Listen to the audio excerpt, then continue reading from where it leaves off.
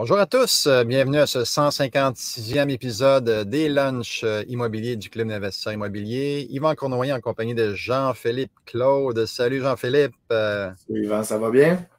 Ça va très bien, en direct de la Floride et toi de Vaudreuil-Soulanges. Vaudreuil-Dorion, exactement. Il a pas l'air de faire beau en arrière de toi. Fait-tu beau? Fait-tu chaud en Floride? Oh, pas facile, hein? Il fait comme 20, je crois, 20, 21. Un peu nuageux, mais quand même, on ne va pas se plaindre. On est bien, on est bien. Passez un bon week-end? Oui, bon week-end. Froid, avec une belle neige, là, ça fait du bien un peu. Là. Tu sais, tant qu'à avoir un hiver, on va avoir un hiver franc. Fait que, ouais, beau week-end. Toi, de ton côté? Ah, c'était in and out, là. On était au Québec, on était en Floride, entre les deux. Bon, On a fui le froid. On a fui le froid. c'est bon Hey, ça. J'aime ça. hey, donc, hey, merci d'être là, tout le monde. On espère que vous allez apprécier le lunch qu'on va passer ensemble. Aujourd'hui, c'est questions et réponses d'ordre général. On peut parler d'offres d'achat, on peut parler d'analyse de rentabilité, de marché, de financement, de gestion, de recherche, bref, tout ce qui vous vient à l'esprit, peut-être de la motivation, mindset. Je ne sais pas s'il y a des gens, Jean-Philippe, qui se sont manifestés. Les gens sont forts sur le concours dans les débuts. Là. On nous fait des bons jours. Je peux y aller avec avec d'entrée de jeu une petite nouvelle que je lisais ce matin à surveiller demain, mardi. C'est l'annonce Statistique Canada, l'annonce de l'inflation. Fait qu'on s'attend à avoir une baisse d'inflation. À suivre, voir si ça répond aux attentes, là, parce que la Fed a annoncé, c'est la semaine passée ou il y a 2 semaines, je me souviens exactement, que l'inflation avait moins diminué que ce qu'ils pensaient. Malheureusement, fait qu'ils ils ont dit que les baisses de taux allaient attendre un petit peu. Le marché a répondu. On a repris là, un bon 40 points là, depuis Noël, depuis le 1er janvier, oui, je vais le dire. Et là, ça s'est stabilisé, mais on voit que le marché est très, très réactif. Fait que ceux qui ont des taux à signer, là, à suivre demain, donc on devrait avoir une baisse d'inflation. Si c'est selon les attentes, on devrait avoir probablement une belle baisse du taux hypothécaire commercial à venir. Donc, à suivre demain, annonce de Statistique Canada, l'IPC, le fameux IPC, pour le mois de janvier, si je ne me trompe pas. Moi, je disais que les taux allaient rester là. Ben, c'est sûr qu'il y a plusieurs opinions, là, mais je disais que les taux hypothécaires allaient rester là pour un autre petit moment encore. Oui, exact. Bon, on était à une conférence de la BDC dernièrement à Vaudreuil-Dorion et on avait le ministre Fitzgibbon d'ailleurs. Si jamais il écoute, qu'on salue, c'est vraiment une belle présentation. Et il y avait la BDC également qui était là à la Chambre de commerce. Et on parlait d'une baisse de taux là, au niveau de la BDC en mi-année. Là, on parle du taux directeur, il ne faut pas mélanger pour les gens, là, CMB et taux directeur. On parlait d'une baisse du taux directeur là, au milieu de l'année, puis on atteignait une cible du taux directeur de 3,5 % à la fin de l'année. Don't shoot the messenger, là, je fais juste redire ce que l'économiste de la BDC a dit. Tout le monde a des opinions différentes. Je fais juste vous livrer qu'est-ce qu'eux ils ont donné comme information. Fait qu'ils parlaient d'une baisse d'environ à 3,5 % à la fin de l'année, début des baisses, milieu de l'année. Sauf que là, au niveau du taux commercial, là, on s'entend, c'est pas la même chose, ça ne suit pas le taux directeur, c'est beaucoup plus volatile, ça change. Donc, c'est le marché des obligations, en fait, qui détermine le taux. Donc, ultra sensible à ce niveau-là. Merci pour l'intro, JP. Grosse intro, ça laisse le temps aux gens de commencer à taper les questions. Oui, il y a déjà Maxime Roy qui s'est manifesté. Quelles sont vos meilleures stratégies pour négocier une balance de vente, Maxime? Donc, pour ceux qui ne sont pas familiers avec la balance de vente, c'est que le vendeur reste en financement, donc il finance une partie de la vente. Donc, le vrai terme, c'est un solde de prix de vente. Et vous allez devoir de l'argent, évidemment, aux propriétaires vendeurs que vous allez négocier sur une certaine période. Et je vous dirais premièrement d'approcher le vendeur de la façon suivante. Est-ce que vous seriez ouvert à participer au financement? Parce que si vous dites au vendeur, on va faire du financement créatif, est-ce que vous seriez intéressé à faire du financement créatif? Mettons que ça peut faire peur un peu au vendeur. Donc, on pourrait y aller avec, est-ce que vous seriez ouvert à participer au financement? C'est déjà une première approche à avoir. Ensuite, on pourrait offrir au vendeur différents types de prêts, différents types de remboursements. On pourrait dire, je peux rembourser le capital intérêt à tous les mois. intérêt seulement, ou le prêt ballon, qui est un paiement final des intérêts et du capital à la fin du terme. Donc, ça vous permet de garder vos liquidités toute la durée du terme. Donc, c'est une belle façon de rembourser le prêt.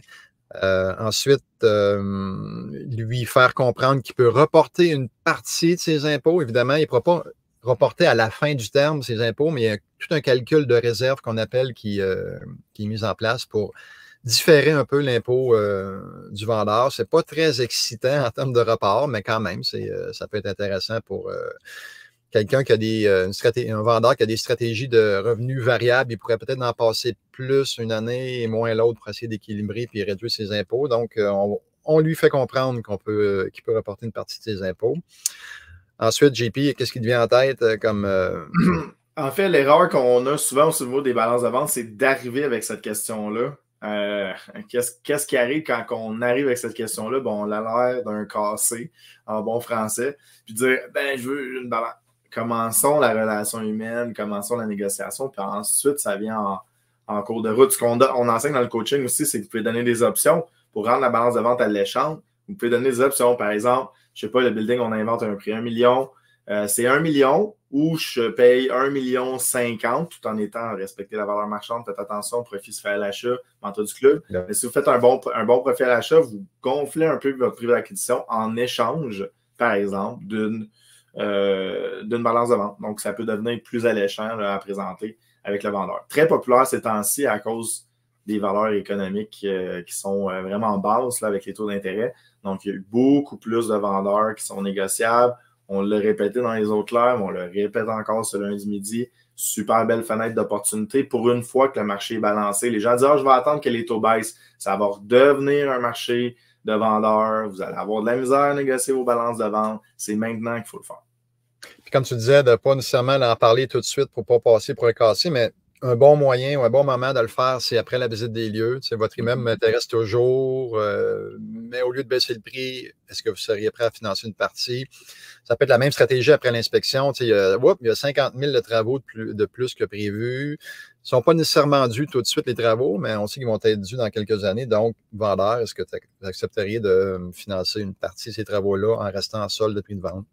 Donc, et voilà, en espérant que ça répond à ta question, Maxime. C'est sûr durant le coaching, on en parle pendant 1 heure avec un modèle et tout, là, mais je pense que tu as quand même plusieurs bons hints ce midi par rapport à ça. Parfait. Excellent. Pierre Gamelin, facile la question, est-ce qu'on peut acheter un multi? Puis là, Pierre, multi, c'est-tu 24 logements? C'est-tu 2, 3? Ça dépend. Si c'est les seuls qui font des collatérales, c'est Desjardins. Je te dirais, renseigne-toi au niveau de ton banquier ou de ta banquière. C'est ça, une banquière? Oui, je pense que oui.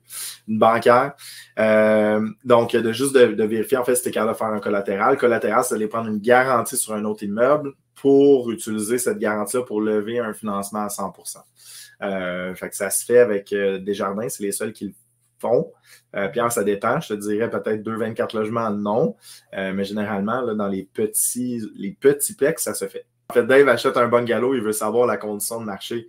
En fait, Dave, c'est tout le temps, c'est ton profit à l'achat. Rappelle-toi toujours, il y a des mauvaises transactions dans des bons marchés puis des bonnes transactions dans des mauvais marchés. C'est sûr que le marché, il ne bouge pas beaucoup. Comme on l'a dit, on s'en va vers une baisse des taux éventuellement en 2024, mais c'est pas facile. Fait que le truc, en fait, c'est de bien acheter, je te dirais. Puis, il y a 5 légataires dans la succession. Yvan, as-tu un truc pour les gens à propos des successions? Effectivement, comme on dit souvent dans le cours, plus que de légataires, plus que d'héritiers dans la succession, plus votre prix offert va être agressif à la baisse, évidemment. Donc, parce que la baisse de prix va être répartie sur l'ensemble des héritiers. Fait que si vous baissez de 75 000 puis son 5, c'est seulement 15 000 chacun de baisse. Donc, ça devient intéressant là-dessus. Donc, plus que d'héritiers, plus on est agressif dans le prix. Parfait. Fanny, bonjour. Par où commencer pour une personne qui débute, qui veut se lancer dans l'aventure de l'investissement immobilier et qui part de zéro? C'est assez simple. On va assister à nos lunchs toutes les semaines. On va lire des livres qui sont une belle porte d'entrée, très abordable, donc 25-30 $. Sûrement, JP en a sous la main. Ah, ça, c'est bon, ce livre-là. C'est pas les autres, mais le club en a toute une panoplie. Oui, donc lire des livres, Fanny. Ensuite, écouter des vidéos et commencer à se former. Fait que je ne sais pas si tu es dans le mode flip ou dans le mode accumulation. Si tu es dans le mode flip, il y a une formation préenregistrée là-dessus ou qui se donne aussi en personne. Sinon, si tu es en mode accumulation, il y a l'indépendance financière grâce à l'immobilier. C'est une formation de 6h30 qu'on donne le 13 avril à Québec et le 20 avril à Montréal. Donc, essentiellement, c'est de te former, évidemment, pour bien faire les choses, parce qu'en immobilier, les chiffres sont grands. Un bon coup, ça rapporte 100 000, 200 000, 500 000, puis un mauvais coup, ça coûte 10 000, 25 000, 50 000. Donc, les chiffres sont grands. Je pense que ça vaut la peine de te former. À la limite, le 400 que tu payes pour une formation, rajoute-le dans ton prix d'acquisition. Au lieu de le payer 1 million, tu le paieras 1 400 000 l'immeuble. Et tu vas faire une bonne shot. JP, sûrement quelque chose à ajouter là-dessus? Ouais, tellement. Même on y va encore, on apprend, à la semaine des millionnaires, par exemple, j'écoutais les conversations, j'attrapais des briches, je suis comme, hey, oui, c'est vrai, j'avais pas pensé à ça, c'est un bon truc. Puis ça fait des grosses différences dans les transactions. Puis souvent, en fait, quand on va vouloir investir en immobilier, ce qui va nous freiner, c'est la crainte. Puis la crainte disparaît doucement quand on rajoute de la connaissance. En fait, ça se remplit. Ça remplit la crainte, en fait, puis ça la fait disparaître. Fait que de faire ça, si jamais tu as des gens qui investissent en immobilier dans ton secteur ou que tu connais dans ta famille, amis, d'aller chercher peut-être un mentor. Puis le truc pour aller chercher des mentors, je vous le dis, c'est d'offrir quelque chose avant de demander. Toujours offrir avant de demander. Ça va être beaucoup plus facile pour toi d'aller apprendre. Fait que voilà. Puis il y avait un peu la même question. Sma qui voulait commencer dans l'immobilier. Oui, vas-y. On a oublié aussi les événements de réseautage quand même. C'est pas anodin parce que souvent, quand on en parle dans notre entourage, on peut être découragé. Les gens ne sont pas très optimistes face à l'immobilier. Aux événements de réseautage, ça fait en sorte qu'on se tient avec des gens qui sont mindés comme nous. Donc, réseautage, ça n'a pas négligé. Et Fanny, un jour, peut-être, tu viendras à la semaine des millionnaires pour te donner un boost. Absolument. Ça fait tellement la différence. Puis les gens, là, c'est pas parce que vous n'aimez pas qu'ils veulent vous empêcher de faire de l'immobilier, c'est parce qu'ils vous aiment. Ils veulent éviter que vous ayez des problèmes, que vous ayez des contraintes. Fait que, tu sais, il ne faut pas leur en vouloir non plus, mais c'est tellement important de baigner avec des gens qui ont la même réflexion que vous. C'est majeur, sinon vous allez être contaminé. Une petite dernière pour toi, celle-ci, Jean-Philippe. Après, on va aller aux petites annonces. Est-ce qu'on peut récupérer les taxes sur l'achat d'un chalet si on est en incorporation? En fait, on devrait faire un top 5 top 5 des erreurs communes suite à ça.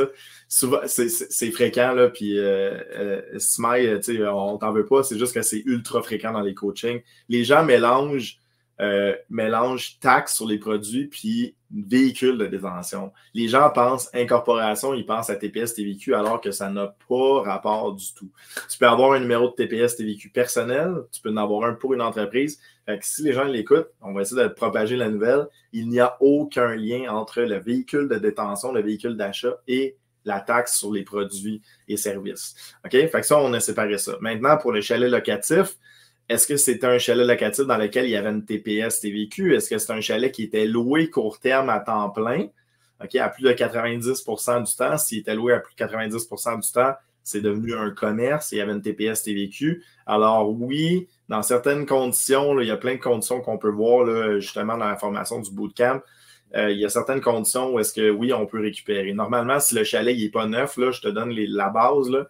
Si le chalet n'est pas neuf, c'est pas une construction neuve, il a été opéré comme ça, il est vendu avec TPS TVQ, tu retrouves la TPS TVQ à l'achat. Fait que même si c'est écrit plus TPS TVQ, si le chalet, je le répète, n'est pas neuf, si vous n'êtes pas le premier acheteur, normalement, vous êtes capable de récupérer la TPS TVQ, mais là, il y a plein de conditions, fait qu'allez voir avocat fiscaliste, s'il vous plaît, ou regardez les conditions qu'on donne dans les formations. Voilà. Fait que c'est répondu pour ce moment. Excellent. On va passer des questions, Jean-Philippe. J'étais encore sur le vieux mode qu'on faisait une série d'annonces en plein milieu, mais on fait ça à la fin. Donc, c'est correct. C'est bon. Ici, on a quels sont les outils pour investir passivement, donc options, portefeuille d'investissement, etc. La première affaire qui me vient en tête, Caroline, c'est les REIT. Donc, tu peux investir dans des REIT. Donc, comme exemple, CapREIT, qui est un très gros joueur au Canada. Aux dernières nouvelles, il avait 60 000 unités. Donc, tu investis ton argent, il te donne un rendement. Donc, C'est un peu comme investir à la bourse, on peut dire. Ensuite, tu peux investir avec un partenaire actif, donc un partenaire qui, lui, trouve les transactions, les négocie, les finances, orchestre toute la transaction et toi, tu mets ton argent. Donc, tu deviens un partenaire passif. Encore là, tu as un rendement sans que tu aies rien à faire. Sinon, JP, as-tu d'autres choses qui te viennent en tête à part le REIT puis le partenaire passif? Ouais, le partenaire passif prêteur privé. Si je vous devenez prêteur privé, par exemple, avec Omega Capital Privé ou société d'investissement, d'Immocrédit, pardon, je cherche toujours le nom, là, avec Jacques, vous pouvez devenir passif. Fait que vous investissez dans un pool d'investissement privé, puis vous devenez investisseur. Essentiellement, c'est ça, Caroline. On a aussi une question de Sandy. Est-ce que certaines banques sont plus ouvertes avec les soldes de prix de vente qui correspondent à 100% de la mise de fonds? Moi, j'en connais pas. La seule que je connais, c'est Desjardins. Desjardins qui vont accepter dans certaines situations que 50% de la mise de fonds proviennent du vendeur en solde de prix de vente, mais 100% de mise de fonds, ça serait... En tout cas, si vous en connaissez, faites-moi signe. C'est sûr qu'ils vont avoir beaucoup d'ouvrages, ces banques-là, parce que ça serait trop simple et facile, là. Les banques, ils veulent que nous, on se mouille parce que les autres se mouillent. Donc, si ils financent à 100% la mise de fonds, ils prennent tout le risque. Nous, on prend zéro, financièrement parlant, je parle. Donc, non, j'en connais pas. Je connais pas de banques qui font ça à 100%, à part des jardins qui sont à 50%. Absolument. Absolument. Il y avait notre ami Dominique qui avait une question. Oui, on a déjà fait des lives sur les partenariats, là, Dominique. Oui, c'est déjà fait. Tu peux les chercher sur le site du club au niveau du partenariat. Puis, juste comme la deuxième partie de ta question, qu'est-ce qu'on pense réellement des balances de vente? Écoute, c'est toujours l'argent. Là, moi, je le vois comme des petits soldats. J'ai toujours une question de comment faire le mieux travailler mes soldats possibles. Donc, comment avoir le retour sur investissement le plus élevé, le ROI, Return on Investment. Fait que c'est sûr que quand tu mets un petit peu moins de liquidité dans un bloc, par exemple, si on vient à l'exemple de Desjardins, où est-ce que 50% de la balance de vente vient du vendeur, ben là, tu as 50% des capitaux de toi. Fait que là, tu viens d'augmenter ton effet levier. Attention, ça a deux effets. Ça augmente ton profit potentiel, mais ça peut augmenter aussi ta perte potentielle sur ton retour sur investissement. Mais ça augmente l'effet de levier. Fait que c'est sûr que dans une perspective où est-ce que tu vas rénover, tu vas augmenter la valeur du bâtiment, où est-ce que tu as bien acheté, ben c'est sûr que c'est plus intéressant parce que tu pourrais te permettre d'acheter, par exemple, 2 bâtiments avec la même mise de fonds parce que tu as eu 2 balances de vente à 50%. Fait que c'est sûr que ton retour sur investissement est meilleur. Attention, ce qui est négocié sur la balance de vente, des fois, ça peut être du 12-15%. Là, c'est pas pareil. Fait que, je te laisse comprendre le calcul, mais normalement, une balance de vente, on ne dit jamais non à ça quand c'est dans des intérêts raisonnables parce que ça augmente ton effet de levier, ça augmente ton rendement. Voilà. Très bon, très bon. Il y a Gérard qui nous demande est-ce qu'on peut financer un 4 logements, donc un 4 portes témoins en résidentiel lorsqu'on achète avec une incorporation? La réponse est oui. Par contre, attends-toi à des mises de fonds plus grandes. Là, ça va être des 30% que les banques vont exiger. Ils vont être plus exigeantes dans la mise de fonds. Par contre, si tu y vas assurer SCHL, donc, ou Genworth, tu ne pourras pas le faire parce qu'une compagnie, une incorporation ne peut pas habiter un logement, un immeuble. Donc, oui, c'est possible, mais mise de fonds plus grande en conventionnel seulement. Absolument. Je ressortais celui-là encore. Notre ami Smel qui nous avait envoyé une deuxième question. Il parlait des plex qui sont cash flow négatifs. Je vous le dis, dans les grands centres, là, le plex, en fait, plex 2, 3, 4, c'est important là, dans le langage, j'utilise le bon langage, 2, 3, 4, c'est des plex. Quand on parle de 5 et plus, 5, 6, c'est du multilogement. Fait qu'on ne dit pas un 8 plex, là, c'est de l'abus de langage. Là. Fait que 2, 3, 4. Fait que quand on parle de ça dans les grands centres, c'est sûr que c'est cash flow négatif. OK? Si vous allez plus loin, là, Shawinigan, même Valleyfield dans mon coin, tu pourrais avoir un cash flow positif, mais dans les grands centres, on oublie ça. Moi, je crois encore au Plex parce que c'est une bonne opportunité comme premier acheteur. Moi, j'ai passé par là. J'ai acheté un Plex qui était cash flow négatif. J'y ai habité. J'ai acheté un Bachelor et j'étais rendu cash flow positif. Ça payait tous mes frais, plus ça remboursait. Ça me donnait un petit peu d'argent chaque mois. Fait que c'est une super belle entrée dans l'investissement immobilier. C'est une belle école parce que tu as 2, 3 locataires à gérer maximum. Tu apprends, tu es avec les locataires aussi. Bien que c'est pas permis de faire des rénovations, tu peux faire des réparations dans le bloc. Fait que ça t'enseigne à faire quelques petites réparations. Fait que c'est une merveilleuse école, plus les mises de fonds sont significativement plus basses quand on est propriétaire occupant. 5% pour un duplex, 10% pour un triplex et un duplex, c'est vraiment bas comme acquisition. Fait que ça peut être quelque chose d'intéressant, une belle école. Excellent. JP, qu'est-ce qu'on a ciblé comme question? Rapidement, je les ai mis en étoile, si jamais tu vas en prendre, Yvan, là, dans la régie. En attendant, Jean-Luc, que je salue, mon ami, il m'avait déjà dit qu'il m'en venait avec cette question-là. Les avis d'augmentation, c'est les travaux, on a confirmé, c'est bel et bien dans l'année civile. Fait que on peut pas utiliser des travaux qu'on a fait en février pour l'augmentation de mars 2024. C'est pas possible. C'est vraiment l'année civile à ce niveau-là.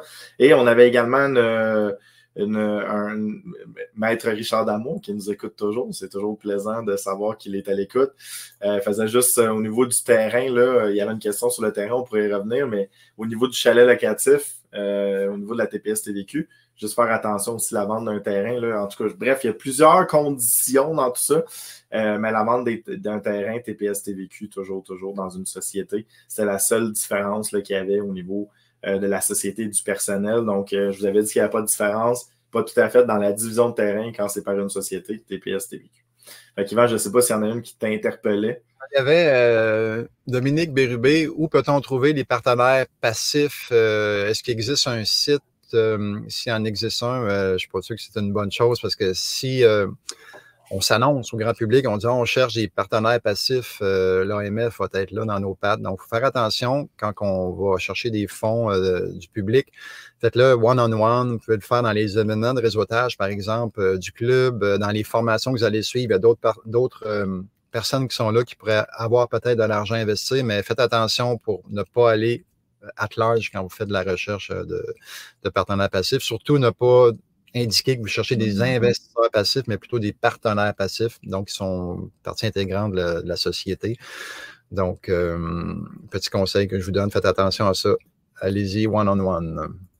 Good. Petite question rapide pour John. Un intérêt raisonnable pour la balance de vente? La réponse, c'est on ne sait pas, ça dépend. En fait, c'est des dollars absolus. Tu sais, je ne sais pas si tu achètes une maison.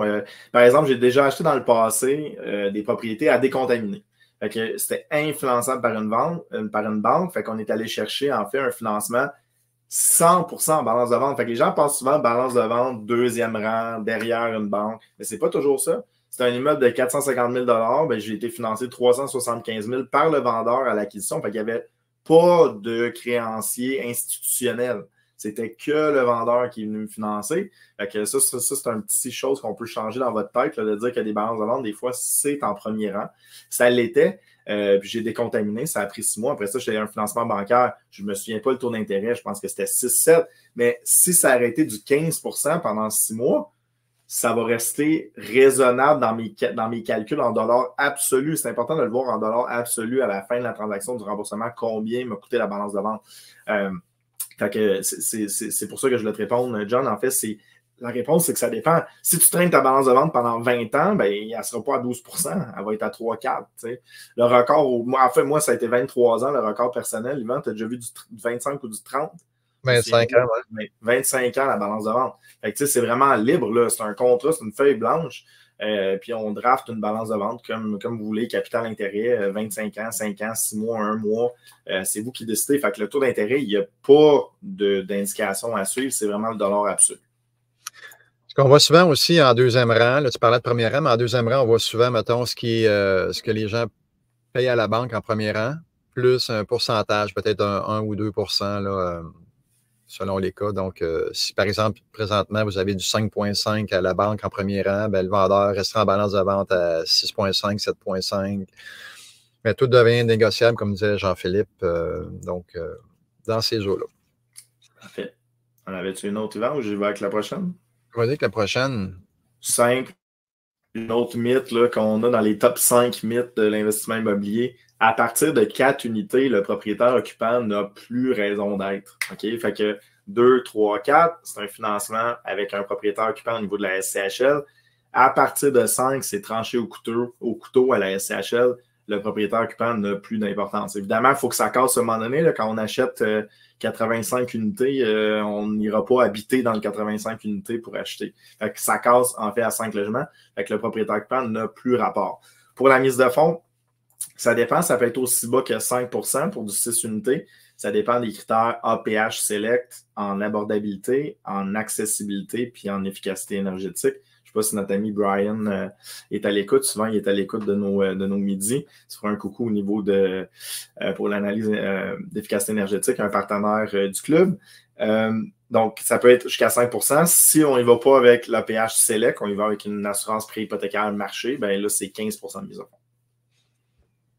Très bien, très bien. Il y avait une petite dernière avant d'aller au tirage. Gabriel Pelletier, est-ce qu'il faut avoir atteint la majorité pour acquérir un immeuble? Effectivement. À moins que tu serais ce qu'on appelle un mineur émancipé. C'est ça, c'est bien ça. Donc, là, ça serait peut-être possible, mais je te dirais de consulter notre ami Richard Damour, justement, qui est là, qui va pouvoir mieux te guider, Gabriel, là-dedans. Donc, oui, ça prend la majorité normalement pour pouvoir acquérir un immeuble. Oui, vas-y, une petite dernière, JP. Oui, excuse. Gilles Brodeur qui me faisait peur ici, là. Est-ce que je l'avais affiché? Le taux maximal d'intérêt pour que ça soit légal, qui est le taux usuraire, c'est genre 35-38. Puis Richard, je ne sais pas si tu écoutes, là, je pense que c'est dans ces niveaux-là. Personnellement, je ne le connais pas par cœur, je ne me suis jamais rendu là.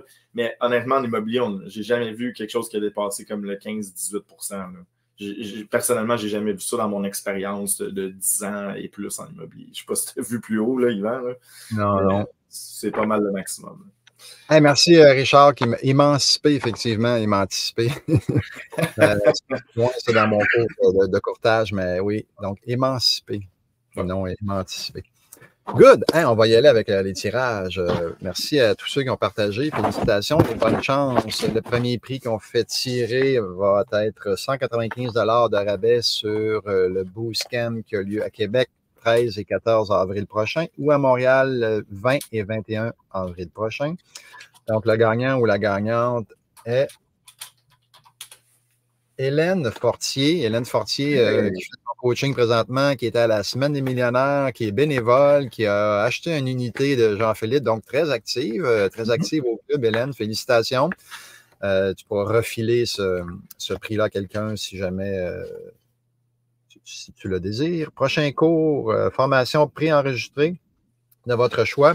Et c'est Manel Chaïb. Donc, Manel, si ma mémoire est fidèle, tu étais à la formation des flips la semaine dernière. Félicitations. Et 250 $ de rabais sur le programme Elite. Donc, ça peut se faire en passant en personne ou en virtuel. Et la personne qui va se mériter le prix est Yanis, encore une fois. Il me semble que ça fait comme 4-5 fois que Yanis gagne. Félicitations.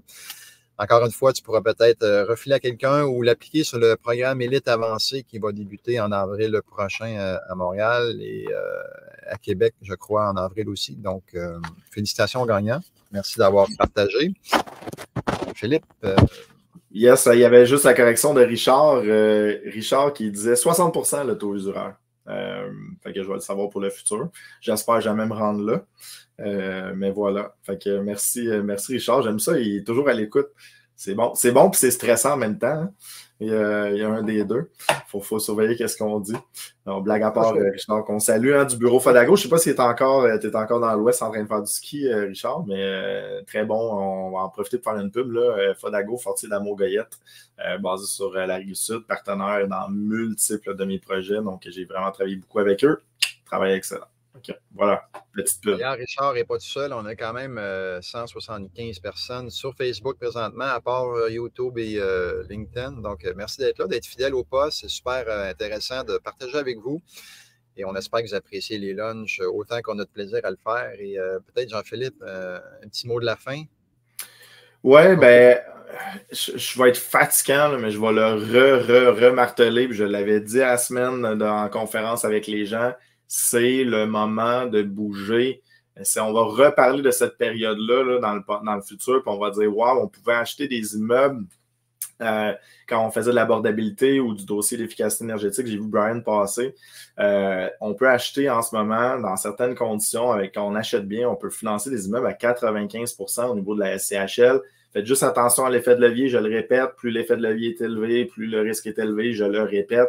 Mais tabarouette, c'est des opportunités là, qui sont en or. Je me souviens quand je lisais le livre de M. Lépine, là, puis il parlait Je pense que c'est une Élie, je me souviens même de son nom, qui achetait des immeubles 100% financés avec la SCHL à l'époque. Je me disais, aïe, c'est donc une belle opportunité. Là, on a la chance de financer des immeubles à 95% avec des taux d'intérêt qui sont raisonnables.